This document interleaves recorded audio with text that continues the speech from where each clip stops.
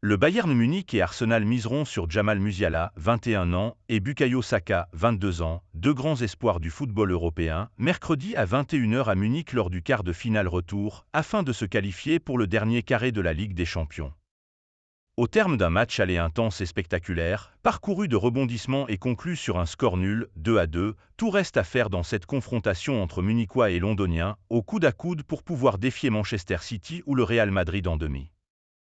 Évincé par Leverkusen en Bundesliga, le Bayern n'a plus que la Ligue des Champions pour sauver sa saison.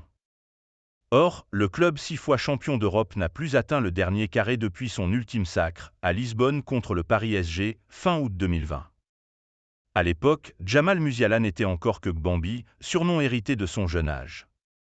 L'attaquant né à Stuttgart, parti enfant vivre en Angleterre avec sa famille, a toujours fait étalage de sa précocité. Dans l'équipe U18 de Chelsea à 15 ans, joueur du Bayern et capitaine des espoirs anglais U17, où il a joué avec les actuels Gunners, le gardien Aaron Ramsdale et l'attaquant Edin Nketiah, international allemand à 18 ans.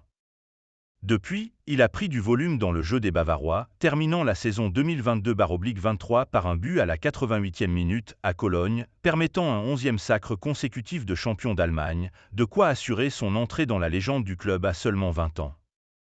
Freiné en début de saison par une blessure, il a réalisé un gros mois de mars avec 4 buts et 3 passes décisives en championnat, et 2 passes décisives en sélection.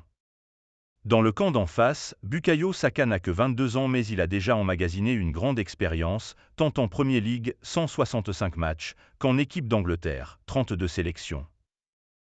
L'aller pour Saka. Il ne lui manquait plus que les talons de la Ligue des Champions pour se comparer aux plus grands du continent, ce qui est désormais le cas.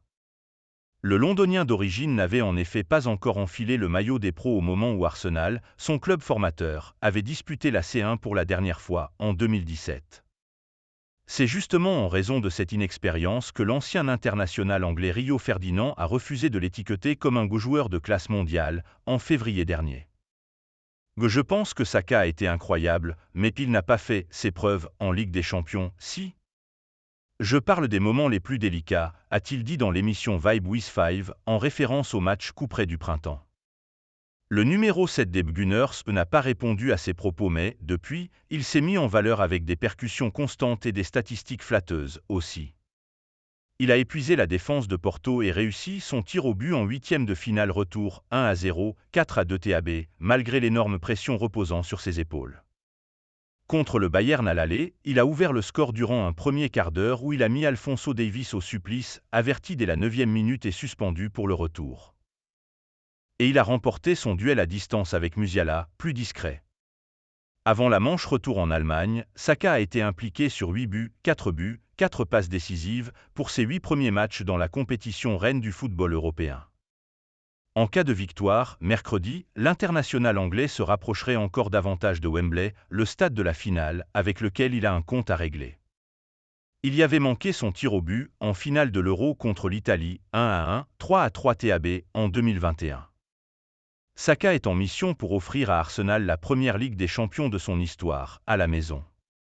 À Munich, Musiala tentera lui d'aider le Bayern à forcer le verrou d'écart, son terminus en 2021, PSG, 2022, Villarreal et 2023, Manchester City.